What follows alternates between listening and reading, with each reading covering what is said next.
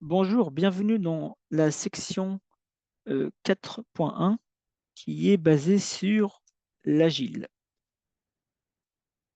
Aujourd'hui, nous allons explorer le manifeste agile, un fondement essentiel pour toute équipe de développement et de gestion de produits ou de projets modernes. En effet, l'agile est une approche qui favorise la flexibilité, l'adaptation et la collaboration et qui est particulièrement bénéfique dans un environnement DevOps. Et nous verrons comment.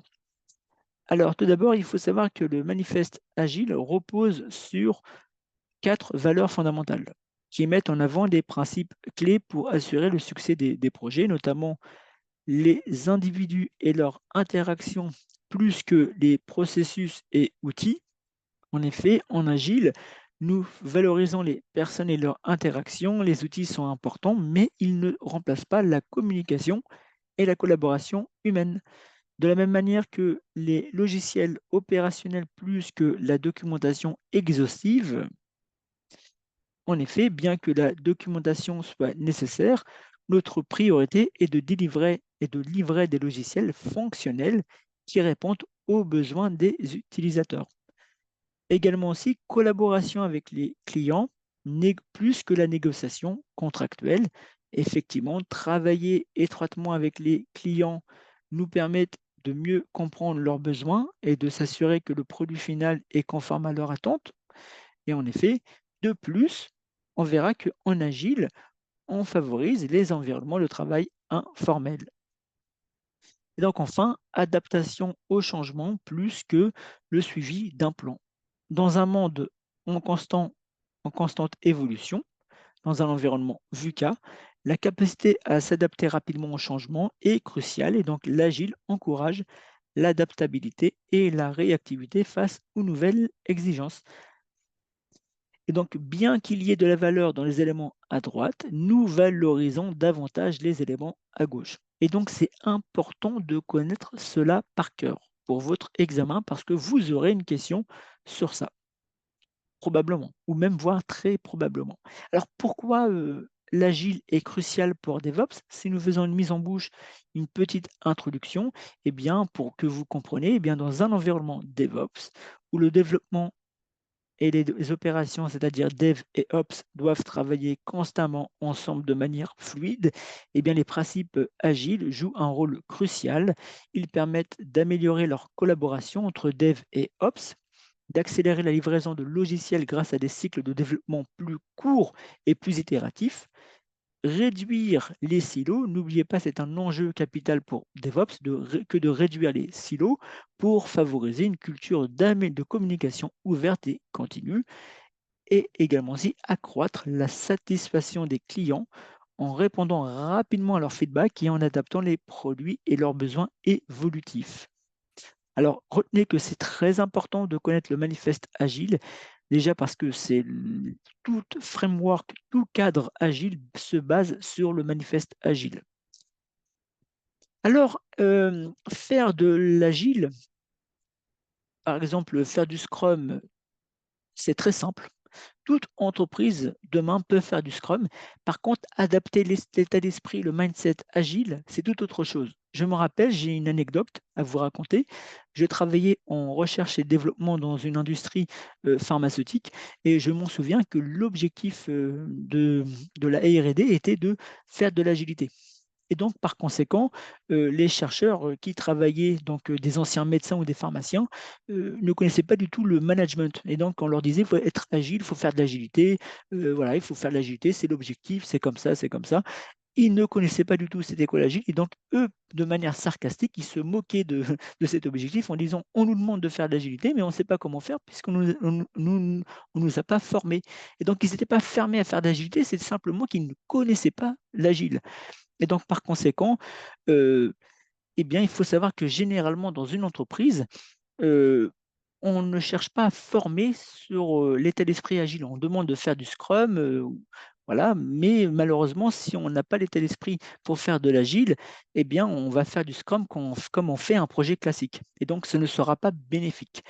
Et donc, il est plus important d'être agile que de faire de l'agile. C'est ce que nous dit Scrum, ce que nous dit DevOps, hein, en effet, que pour être agile, pour incarner l'agilité, bien que ce soit des conseils, des recommandations bateau, puisqu'en effet, c'est que de la théorie, mais c'est pour aussi comprendre qu'est-ce qui fait qu'on peut devenir quelqu'un d'agile. Eh bien, c'est qu'une personne qui est agile, il est centré sur le client. Il est constamment sur l'objectif pour satisfaire le client. Et être lean aussi, parce que n'oubliez pas que la démarche agile a amélioré la démarche lean et donc elle a englobé le lean. Et donc le lean propose la démarche d'amélioration continue, toujours de s'améliorer constamment, ce qu'on appelle le kaizen. Et donc être agile, c'est aussi faire du kaizen, être collaboratif, communicatif, toujours s'adapter. C'est le sens même de l'agile, hein. Être mesurable, être cohérent, axé sur les résultats, je dirais même plus la valeur ajoutée, et être introspectif. Et moi, j'aimerais vous poser une question à vous qui est derrière l'écran, c'est quel est l'intérêt pour vous de pratiquer Scrum ou faire du Safe sans incarner les valeurs agiles? Est-ce que c'est possible? Alors, en ce qui concerne les organisations agiles, alors je tiens personnellement et particulièrement à le mettre. Alors pourquoi? Parce que déjà, c'est sous-estimé. Quand on parle d'agile, on ne parle pas des organisations agiles.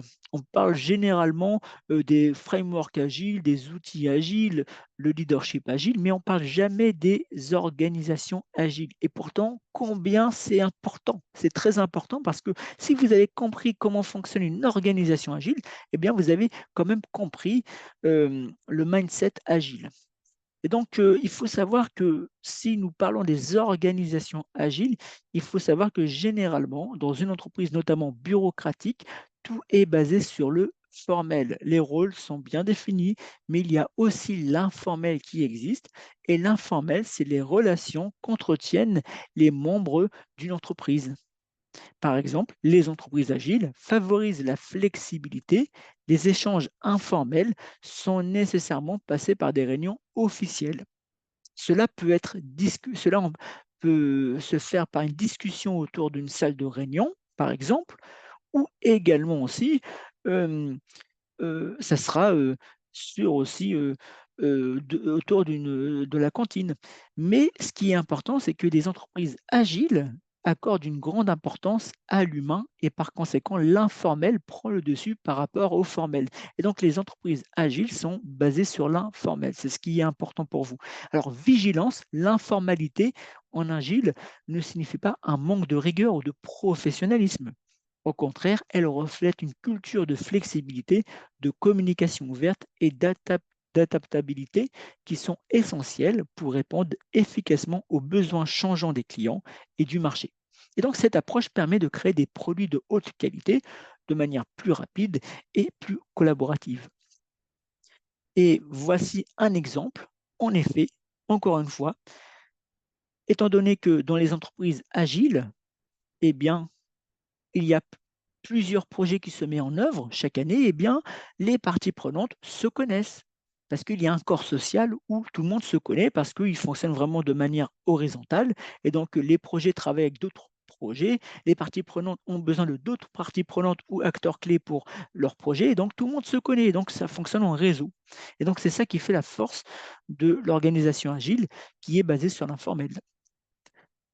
Il existe donc effectivement des petites entreprises agiles et généralement ces petites entreprises agiles ont des organigrammes qui sont aplatis et qui sont circulaires, ce qu'on appelle parfois les organigrammes holacratie. Alors, c'est-à-dire que c'est une structure organisationnelle où le pouvoir et la prise de décision sont distribués à partir des cercles auto-organisés. Plutôt que de se concentrer dans une hiérarchie traditionnelle, eh bien, chaque cercle a une autonomie pour gérer ses responsabilités. Ah, il ne faut pas voir les cercles comme un service. Ça pourrait être un service, c'est possible, mais c'est plutôt comme des projets temporaires. C'est-à-dire qu'il y a un projet, on va créer un cercle, le projet se termine, le cercle est dissous, les parties prenantes vont dans d'autres cercles. C'est comme ça fonctionne une entreprise agile. Alors, effectivement, ça favorise une flexibilité, une réactivité accrue au sein de l'entreprise. Et donc, par ailleurs, chaque équipe est rattachée à un projet, car en agile, on fonctionne, comme je l'ai dit, en mode projet où on produit aussi. Donc, de plus à l'ère du début de l'agilité, les organisations n'étaient pas vraiment en holacratie, ils étaient plutôt en matriciel, pour gérer leurs projets. Mais le problème, c'est que cette structure matricielle présente des défis considérables en raison de sa complexité, de sa confusion. Donc, les entreprises ont tendance à ne plus utiliser la structure matricielle. Bien que c'est recommandé par le PMI, par exemple dans le PM Book 6, mais quand même, oui, ça apporte beaucoup de problématiques en termes de dépendance. Et donc, finalement, nous verrons que s'il y a donc des petites entreprises agiles, eh bien, on ne peut pas appliquer forcément ce type de structure pour les grandes entreprises agiles. Donc, en effet, un organigramme circulaire ou matriciel ne suffit pas pour appliquer l'agilité à grande échelle. Il est nécessaire de passer par des frameworks et certains sont célèbres et d'autres moins connus. Alors, il faut faire attention quand je parle de framework, je parle des grands frameworks, hein. Par exemple, Scrum, c'est adapté pour les entreprises qui font des projets, hein, temporaires, mais dans des petites entreprises ou des grandes entreprises. Mais moi, je vous parle des grandes entreprises agiles qui fonctionnent vraiment en mode agile. Et donc là, il faut des grands frameworks. Donc, notamment, vous avez le Nexus Scrum qui est le moins connu. Et en effet, nous connaissons le cas de Scrum, mais moins son grand frère, qui est le Nexus Scrum, qui est adapté aux entreprises travaillant avec 9 équipes Scrum, par exemple, pour un produit, pour un incrément. Par exemple, le principe reste identique à Scrum, sauf qu'on ajoute une équipe appelée la NIT, la Nexus Integration Team. Si vous souhaitez en savoir plus, je vous invite à télécharger gratuitement le guide Nexus Scrum sur scrum.org. Personnellement, moi, je l'aime beaucoup, car il est super simple, mais malheureusement peu connu, ce qui est vraiment dommage. Ensuite, vous avez le modèle Spotify. Le modèle pour Spotify est une approche organisationnelle agile qui divise les équipes en squads. En effet, vous avez le squad avec un product owner. Et donc, chacune responsable d'une fonctionnalité spécifique, hein. Ils sont responsables d'une fonctionnalité spécifique et regroupent ces squads en tribes. Ouais, vous avez plusieurs squads qui sont sur un trib pour faciliter la collaboration. Et donc, chaque squad est auto-organisé et possède toutes les compétences nécessaires pour livrer sa partie du produit, tandis que des rôles transversaux comme les chapters et guildes, soit guild ou soit chapter, assurent la cohérence et le partage des connaissances à travers l'organisation. En effet, la Nexus Intégration Team, c'est kiff-kiff. C'est pareil, c'est-à-dire qu'en fait, ils vont prendre des parties prenantes dans différentes équipes Scrum, parmi les 9. Ils vont prendre un product owner dans l'équipe A, dans l'équipe B, ils vont prendre un développeur, dans l'équipe 3, ils vont prendre un Scrum Master, et ils vont définir la Nexus Intégration, la NIT, pour être le garant et pour être assistant pour toutes les équipes Scrum. Eh bien, c'est pareil pour les chapters. Et enfin, il y a Safe. Safe, c'est celui qui est le plus célèbre, hein. C'est un framework très utilisé dans le monde des entreprises car il englobe le Lean et l'Agile dans sa conception et ce qui le rend plutôt complet. Et donc, nous aurons l'occasion d'en discuter. Alors, bien évidemment, il y en a d'autres, hein, que je n'ai pas mentionné, comme LESS, par exemple. La logique de ces cadres est identique, hein. Toutefois, de nombreux puristes de l'agile considèrent Safe comme le moins agile car il est le plus contraignant par rapport à Nexus, par exemple. Alors, si nous faisons un petit récapitulatif aujourd'hui sur ce que nous avons vu, c'est-à-dire sur les organisations agiles, on peut retrouver des mots-clés qui sont communs. Notamment, les organisations agiles, qu'elles soient petites ou grandes, fonctionnent, on va dire, de manière flexible. Elles sont auto-organisées et autonomes. Et donc, c'est ça qui caractérise les organisations agiles. N'oublions pas que les organisations agiles appartiennent à la docratie, qui est vraiment, on va dire, une organisation qui est adaptée pour les entreprises qui font de l'innovation. Alors, voici un aperçu du cadre Scrum, du cadre Agile plutôt, du cadre Agile. Alors, si nous faisons un petit rappel, eh bien, la philosophie Agile englobe le manifeste Agile, hein. C'est le moteur même de l'Agile. En termes d'organisation Agile, tout ce qui est organisation, eh bien, ça appartient à la docratie, ou on appelle ça aussi de l'organique. Et le mode de management, c'est le servant leadership ou le leadership transformationnel. Alors, ce qui concerne les frameworks, rappelons, il y a deux. Vous avez l'agilité à petite échelle et l'agilité à grande échelle. Et donc, vous avez plusieurs frameworks. Alors, vous avez le Scrum pour développer les produits. Vous avez le Kanban comme nous l'avons vu précédemment. Et vous avez aussi le DSDM et le FDD, le Extreme Programming, Crystal et beaucoup d'autres. Alors, il faut savoir à titre anecdotique que pour développer des projets en mode agile, eh bien, Scrum n'est pas adapté. Celui qui est adapté, c'est le DSDM. D'ailleurs, le framework officiel pour piloter des projets agiles, c'est le DSDM. Alors, il y en a d'autres, hein, le PMI propose des frameworks, mais le plus ancien, c'est le DSDM. Et d'ailleurs, il y a une certification qui s'appelle le Agile Project Management, dispensée par le APMG International, qui propose de passer la certification. Mais DSDM englobe Scrum. Par contre, dire que Scrum, c'est fait pour faire du projet agile, c'est complètement faux. C'est pour développer des projets. Alors, ce qui est en jaune, c'est ce que DevOps Institute englobe dans son référentiel et potentiellement que vous aurez comme question dans l'examen.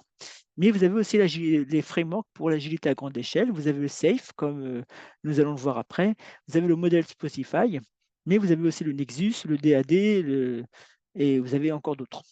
Mais ce qui est inclus dans le guide DevOps, c'est le SAFe et le modèle Spotify que je vous propose donc que nous parlons de Scrum et de SAFe et aussi de Spotify.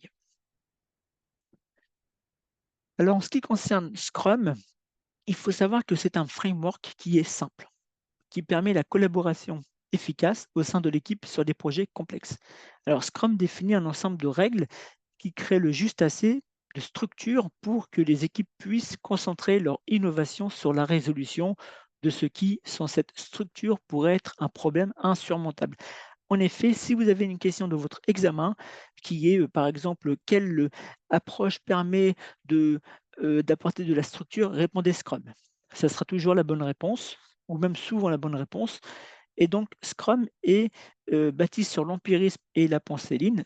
Le guide Scrum est formel, hein. Si vous avez lu le guide Scrum de scrum.org, c'est marqué que le Scrum est bâti sur l'empirisme et la pensée lean. La pratique de développement logiciel agile la plus couramment appliquée, en effet, est d'une simplicité trompeuse et difficile à maîtriser. C'est ni un processus ni une technique de création de produits. En effet, Scrum, c'est très simple à comprendre, mais c'est compliqué à le maîtriser. Alors pourquoi? Parce que, en effet, comme je vous l'ai dit précédemment, faire du Scrum, c'est simple. Par contre, incarner l'état d'esprit, le mindset agile, c'est tout autre chose. C'est ce qui fait que c'est plus difficile à maîtriser. Et donc, même les experts qui sont certifiés Scrum, on va dire PSM 3, niveau 3, même eux, ils apprennent toujours sur Scrum. Ils ont même 15 ans d'expérience, ils en apprennent toujours sur Scrum. Donc, Scrum augmente la capacité de livrer plus rapidement et fréquemment. Alors, il y a trois parties prenantes. Vous avez le product owner. Pour chaque équipe Scrum, vous aurez toujours un product owner qui a pour objectif de maximiser la valeur du produit. Et il est aussi le garant du product backlog. Le Scrum Master, c'est celui qui est garant du bon fonctionnement de Scrum. Et les développeurs, c'est ceux qui ils ont l'objectif de développer voilà, de développer le produit ou l'incrément, plutôt l'incrément. Donc, au maximum, vous pouvez avoir un seul product owner par équipe, un seul Scrum Master. Par contre, vous pouvez avoir 8 développeurs parce qu'au maximum, c'est 10 parties prenantes. Un seul product owner, un seul Scrum Master et au maximum 8 développeurs. En ce qui concerne les artefacts, on va dire comme synonyme vulgaire, mais ce n'est pas du tout ça, c'est des outils. Vous avez le product backlog où c'est comme un étagère, hein, si on devait le représenter symboliquement, mais ça peut être aussi un fichier Excel avec un plan d'action. Mais pour vous expliquer c'est quoi un product backlog, c'est comme un étagère où le product owner, lui, il va trier les PBI. Alors, qu'est-ce que c'est les PBI? C'est les Product Backlog Items, c'est synonyme de user story, mais sauf que les user stories appartiennent au framework Extreme Programming. Mais on va dire, si les user stories appartiennent à Extreme Programming, eh bien, les PBI, les Product Backlog Items, appartiennent à Scrum. Donc, le Product Owner va trier les PBI en fonction de leur valeur ajoutée. Et ça, c'est seulement le Product Owner qui en est responsable. Le Spring Backlog, eh bien, c'est un tableau, on va dire, c'est un plan de travail que les développeurs sont seulement responsables. C'est eux qui gèrent leur plan de travail pour pour développer leur incrément sur chaque sprint. Si le product owner est responsable du product backlog, eh bien les développeurs sont responsables de leur sprint backlog. Et enfin, vous avez vous avez également aussi l'incrément. L'incrément, ça appartient à tout le monde. C'est l'incrément, le produit qu'on va produire pour l'utilisateur ou le client. Vous avez 5 événements. Donc, vous avez le sprint, hein. Le sprint, c'est sur une période de 1 à 1 mois, tout ce qui va se passer pour développer l'incrément. Le sprint planning, c'est là, on va planifier le product owner va sélectionner quelques PBI que le client a soumis pour le présenter aux développeurs durant la réunion du sprint planning. Et ensuite, les daily scrum, c'est tous les jours, durant le sprint, les développeurs vont se réunir ensemble, ils vont discuter des travaux d'avancement qui durent 15 minutes au maximum. Vous avez aussi le sprint review. Alors, le sprint review, c'est pour présenter l'incrément, le produit qui a été développé durant le sprint aux parties prenantes et aux utilisateurs en présence du product owner pour expliquer ce qui a marché, ce qui n'a pas marché, qu'est-ce qu'on peut améliorer. Voici un exemple de produit, comment il fonctionne. Et enfin, vous avez à la fin de chaque sprint, le sprint rétrospective. Ça permet à l'équipe Scrum de s'améliorer. C'est-à-dire que le product owner, le Scrum Master et les développeurs vont se réunir, ils vont discuter. Bon, ils vont dire, voilà, moi, j'ai pas aimé ça. Malheureusement, on n'a pas utilisé un tableau Kanban durant ce sprint. C'est vraiment dommage, on aurait pu faire mieux. Vraiment, c'est de faire un SWOT, les forces et les faiblesses, comment on peut s'améliorer durant la sprint rétrospective. Donc voilà à quoi ressemble le Scrum. Je vous propose, si vous voulez, de prendre un exemple clair pour que vous compreniez mieux comment fonctionne Scrum concrètement. Donc voici officiellement le modèle de Scrum, le framework Scrum, comme il est représenté officiellement. Vous avez donc le product backlog. Alors, le Product Backlog Refinement, c'est pour affiner les PBI qui ne sont pas clairs. Ou des fois, vous avez des utilisateurs, ils mettent des PBI qui ne sont pas du tout clairs. Il faut les affiner pour les améliorer. Mais, c'est dans Scrum, ce n'est pas un événement obligatoire. C'est pas obligatoire de le faire. Ensuite, par contre, qui est obligatoire dans le Nexus Scrum. Et après, vous avez le sprint planning. Le sprint planning, c'est la réunion de sprint pour planifier pour savoir comment on peut convertir ces PBI en travail. On va les décortiquer pour que ça devienne concret. Ensuite, le sprint backlog, comme je l'ai dit, c'est les développeurs qui vont travailler ensemble sur un plan de travail pour concrétiser leurs éléments pour que ça devienne concret, pour fabriquer leur incrément, leur produit. Et ensuite, donc vous avez le daily scrum qui se fera tous les jours durant le sprint. Et durant ce sprint, tous les jours, ils vont se voir pour parler de qu'est-ce qui a bien marché, qu'est-ce qui a été fait hier et aujourd'hui, et donc voilà les obstacles. Et ensuite, vous avez donc la sprint rétrospective, comme je l'ai mentionné, qui vous permet, encore une fois, de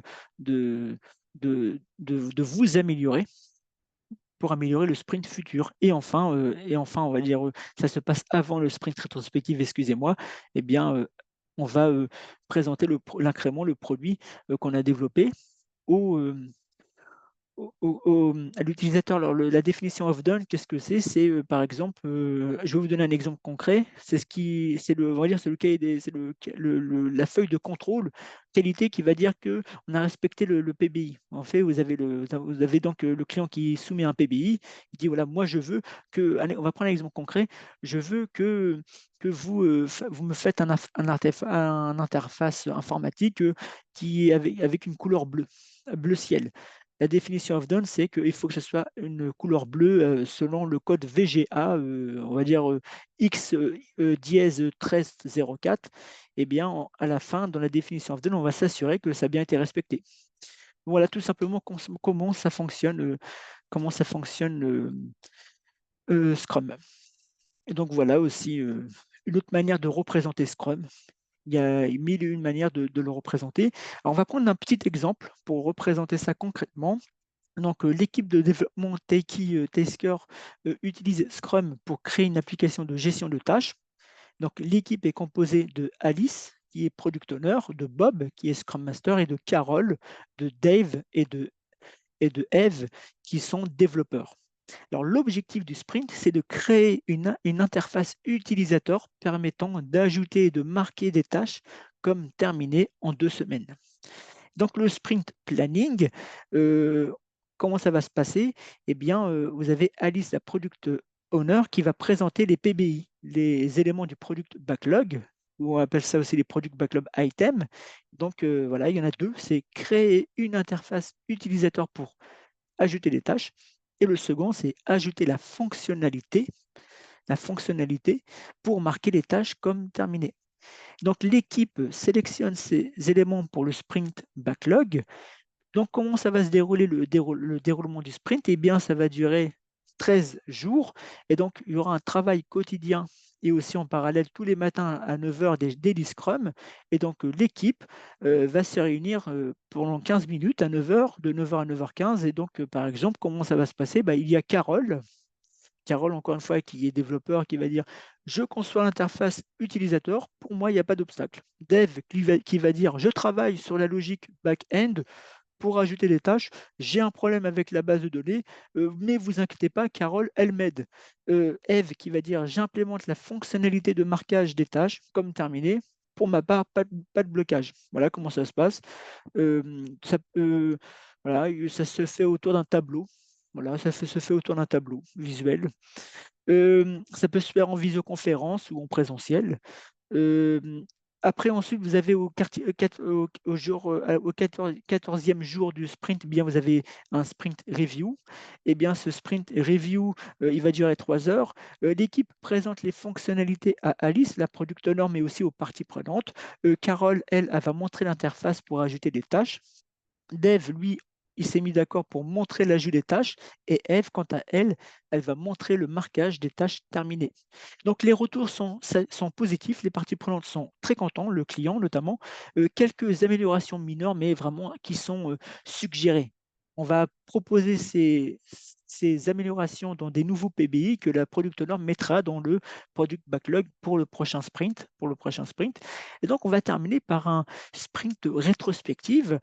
Et donc, le sprint rétrospectif sera aussi dans la journée, soit dans la 15e journée ou même le jour même. Et donc, l'équipe discute de ce qui s'est bien passé et de ce qui peut être amélioré. Eh bien, généralement, ce qui est positif, c'est qu'il y a une bonne collaboration. Le délai a été respecté. Tout le monde s'accorde pour dire ça. Par contre, ce qu'il faut améliorer, c'est la gestion des dépendances des PBI. Ça, il y a eu un problème. Il faut qu'on améliore ça. Par contre, en termes d'action, eh bien, on va utiliser un tableau Kanban parce que c'est compliqué lors du Daily Scrum, c'était compliqué de visualiser un petit peu les dépendances. Je vous propose qu'on fasse un Kanban pour visualiser le travail. Et donc, voilà finalement comment ça fonctionne, Scrum. J'espère que cela a été clair pour vous. Et donc, si vous avez encore des problématiques pour comprendre Scrum, n'hésitez pas à regarder sur YouTube des vidéos qui expliquent davantage mieux que moi le guide Scrum. Alors, on va passer à Safe. Donc là, on est dans l'agilité à grande échelle. Donc, jusqu'à présent, je vous avais expliqué le Kanban dans le module 3. Je vous ai présenté Scrum. Nous terminerons après par le modèle Spotify, mais là, je vous propose que nous nous focalisons sur Safe.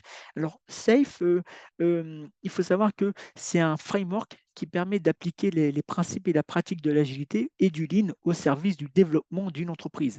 Donc, ça intègre la philosophie Lean et Agile au développement logiciel. Et donc, Safe pour DevOps met l'accent sur l'intégration continue, le déploiement continu, l'alignement des équipes, l'amélioration continue via des pratiques Lean, Agile et l'automatisation des infrastructures, la sécurité intégrée, le feedback rapide pour des ajustements efficaces. Donc vraiment, Safe est adaptable pour tout le monde, hein. Je vous propose de vous présenter le cadre Safe avec plusieurs configurations possibles. D'ailleurs, pour en savoir davantage, vous pouvez vous rendre sur le site de Scold Agile et comprendre Safe. C'est ici. Alors, En effet, il est possible de débuter avec Safe en utilisant le Safe essentiel. Donc, c'est une configuration de base de Safe axée sur les équipes agiles et les ART, donc plusieurs équipes qui travaillent en mode Safe pour livrer de la valeur de manière incrémentale et continue. Elle fournit les éléments essentiels pour adopter Safe, incluant les rôles, les événements et artefacts nécessaires pour réussir la transformation agile à l'échelle. Finalement, on va dire que vous avez plusieurs projets à gérer ou des produits, ben voilà, vous pouvez faire seulement du safe essentiel. Imaginons que maintenant vous gérez des projets, des programmes, ben là il faut passer un petit peu plus haut. C'est-à-dire que voilà, cette configuration est destinée aux systèmes complexes qui nécessitent la coordination de plusieurs ART et fournisseurs, mais sans la complexité de la gestion de portefeuille, eh bien, il inclut des rôles et des pratiques supplémentaires pour gérer les grandes solutions et les dépendances entre les ART. Alors, vous avez également aussi les portefeuilles. Donc, c'est la configuration la plus complète de Safe en intégrant tous les niveaux de méthodologie pour les grandes entreprises, alignant tous les investissements stratégiques et les solutions avec les ART sur les objectifs de l'entreprise. Donc, elle inclut des pratiques de gestion de portefeuille ligne pour la prise de décision économique, la gestion des flux de valeur et le financement des initiatives stratégiques. Imaginons que vous voulez adopter Safe vraiment de manière complète, parce que voilà, votre entreprise elle est mature, votre entreprise qui est une industrie par exemple a fait du lean et elle maîtrise bien le lean, elle a fait du lean dans tout son niveau. Et voilà, elle a appliqué, elle a formé ses salariés au lean, à l'agilité, ils sont rodés. Et bien, vous pouvez mettre Safe, la configuration la plus complète, intégrant tous les niveaux de la méthodologie pour les grandes entreprises. Et donc, ça englobe la gestion des portefeuilles, de grandes solutions, de programmes et d'équipes permettant une coordination et une gestion complète des initiatives agiles à grande échelle et du développement de solutions complexes à la gestion stratégique. Alors, n'hésitez pas à visualiser cette vidéo pour comprendre le modèle Spotify en scannant simplement le QR code à droite de votre écran. Je vous laisse visionner et on se dit à tout de suite pour terminer cette section. Alors, en effet, comment DevOps contribue à l'agilité? Eh bien, c'est en brisant les silos. En effet, comme vous l'aurez compris, les organisations agiles sont basées sur l'informel et donc tout ce qui est siloté n'est pas adapté pour l'agilité. Parce qu'en effet, les bureaucraties, c'est eux qui ont créé ces structures bureaucratiques qui ont amené le fonctionnement en silo. Donc l'agilité, c'est tout le contraire. Ça permet de briser les silos. Et donc DevOps, lui, étant donné qu'il a adopté la démarche agile en sens 1, eh bien, elle a aussi comme bénéfice de briser les silos. Optimiser les contraintes, en optimisant les contraintes, adoptant une approche unifiée de l'ingénierie des systèmes et appliquant les principes agiles au dev et ops, et partageant les connaissances, des compétences, l'expérience et des données, notamment avec l'aspect de feedback continu, comme notamment les sprints rétrospectifs, comme nous l'avons vu par exemple dans Scrum, reconnaissant la criticité de l'automatisation et enfin, déployons plus rapidement avec moins d'erreurs. En effet, l'agilité permet de fonctionner de manière itérative et incrémentale, ce qui fait qu'on va faire des sprint review pour vérifier que le client est satisfait du produit rapidement, pour éviter de faire volte-face et de perdre du temps. Et aussi, comme vous l'avez vu, il y a par exemple la Nexus Intégration Teams, où vous avez aussi des squads dans différents frameworks agiles pour partager les bonnes pratiques entre différentes équipes, par exemple Scrum ou équipe agile, globalement. Et donc, DevOps étend les principes agiles au-delà des limites du développement logiciel à l'ensemble du service fourni. Et également, j'espère que vous avez mieux compris en quoi l'agile est utile pour DevOps. Et j'aimerais aussi terminer par ça, c'est que je pense que vous avez pu comprendre que finalement, différentes frameworks englobaient déjà un peu le lean, englobaient l'agilité, et que finalement, même au-delà de DevOps, si on retire le cadre de DevOps, déjà même avec l'agile, on voit qu'il y a aussi l'aspect Lean qui est intégré, notamment dans le guide Scrum, qui dit que nous avons intégré le Lean. Eh bien, nous verrons après dans une prochaine section que le Lean a une place importante et prépondérante dans tout ce qui est les nouvelles démarches. Et donc, on se dit à très prochainement, à très bientôt, pour la prochaine section qui concernera l'ITSM.